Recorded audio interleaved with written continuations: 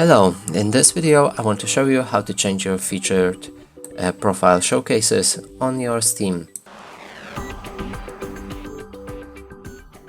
So in order to do this, let's move to our profile, and right here you'll be able to see my showcases.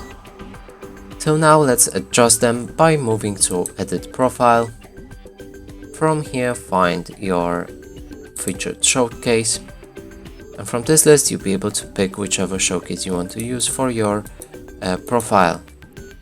So for example, let's pick favorite guide, items up for trade. Here that can be favorite games and video showcase. Now save it in order to actually make changes. And that's it for this video. Hope you like it. Please consider subscribing to our channel, leave a like and a comment below.